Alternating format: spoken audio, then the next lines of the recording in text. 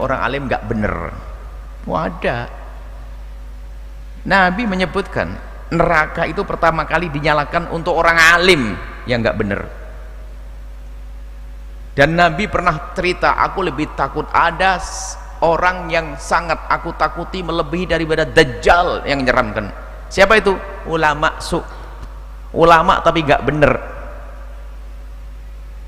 Nah, kami sampaikan kepada semuanya, kalau sudah bicara ulama su, hei para ustadz, bukan untuk nilai orang lain, tapi untuk nilai diri kita sendiri. Sebab permasalahan kita kalau sudah bicara begini nilai orang, itu penyakit kita. Wong ini untuk belajar agar kita tidak menjadi ulama jelek gitu loh intinya. Hei para ustadz, dengar suara ini jangan nilai. Betul kata Buya ustadz itu. Ngapain kita nilai orang? Lah kalau dirimu ustadz berarti ini untukmu, kamu. Untuk saya yang ngomong. Kita sering pandai menilai orang. Wah ini penyakit. Betul. Ulama su, ulama munafik, ulama ahli neraka, ulama sultan, ulama pemerintah.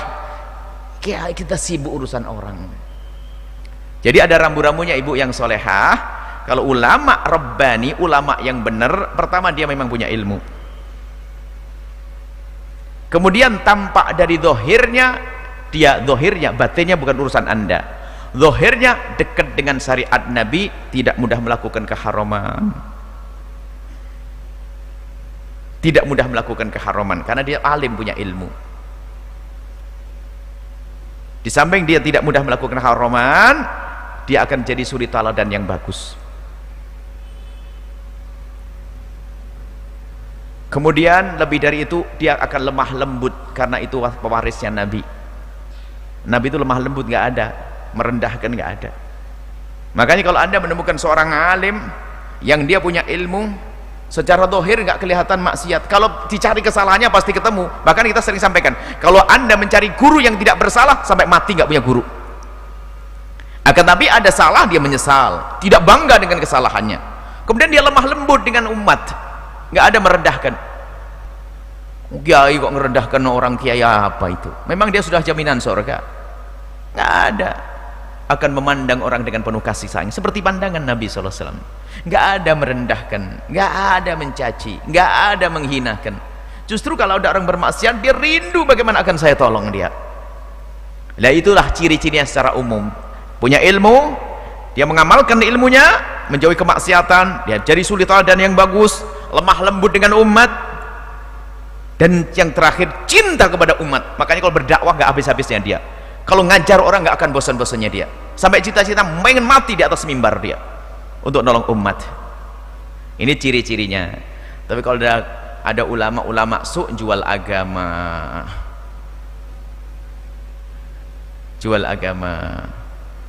Dan masuk diantaranya adalah, itu adalah untuk pribadi juga para ustadz. Jika engkau ustadz benar, ustadz hebat, ustadz baik, ustadz yang tulus, tidak akan terpesona dengan pejabat dan tidak akan terpesona kagum dengan orang kaya. Karena Nabi sudah mengatakan, man tawadhu'a li ghaniyyin diginahu dzaba'an thulutsa dinihi. Kalau ada orang tawadhu kepada orang kaya karena kekayaannya, maka akan hilang 2/3 imannya. Datang kepada kami suatu ketika seorang bupati atau wakil bupati, yang kebetulan dia adalah seorang ustadz, karena di tempat kami itu aman dari pejabat. Tiba-tiba datang kepada saya, dikenakan, Buya, ini adalah seorang ustadz punya pesantren. Terus kemudian dia sekarang jabat jadi wakil bupati. Masya Allah, saya bangga dengan gelar yang pertama, tidak bangga dengan gelar yang kedua. Bukan bupati jelek, tidak, cuman gelar ulama harus kita jaga, jangan ditutup dengan gelar bupati. Tapi kita rindu kalau ada bupati ternyata cinta ulama, baru dihargai nanti. Saya tidak punya permusuhan dengan pejabat, nggak ada. Hanya jangan sampai, hei para ustadz, hatimu itu terbeli. Tawadhu dengan orang kaya karena kekayaannya. Wah, ini penyakit. Ustadz murah, ustadz receh, nanti dibeli ban. Nanti ribut masa pemilihan apa, disumbang berapa sudah goyah.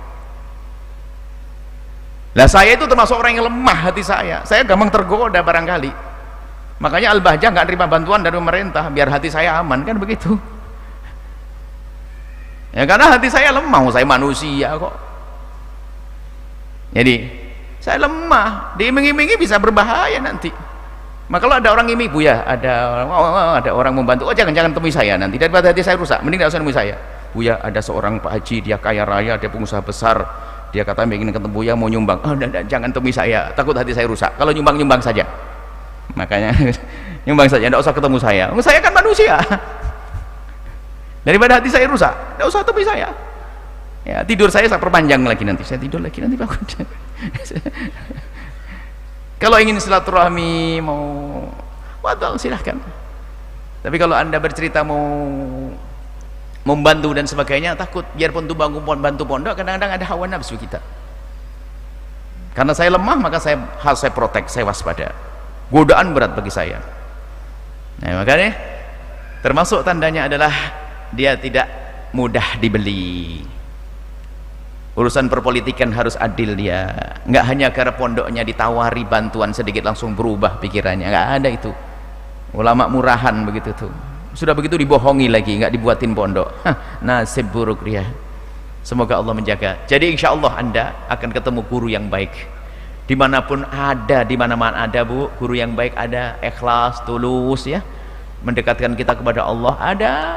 Dan semoga ustadz-ustadz kita, ulama yang ada di Cirebon dan semuanya di Indonesia dijaga oleh Allah, yang mulai hatinya miring-miring dikembalikan, dan minta, ya Allah, kirimkan kepada kami guru-guru yang tulus dan ikhlas, ahli surgamu, yang bisa membimbing aku. Sungguh kami lemah untuk memilihnya, bingung sekarang milih ustadz, bingung sekarang.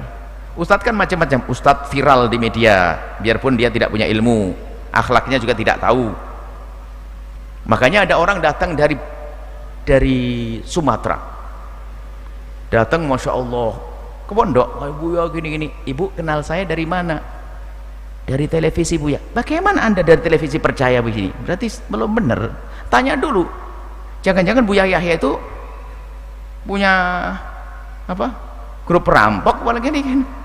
Jadi harus kenal dulu, bergaul dulu, lihat dulu, kan begitu. Jadi jangan hanya, sekarang media ini luar biasa, bisa mengemas orang.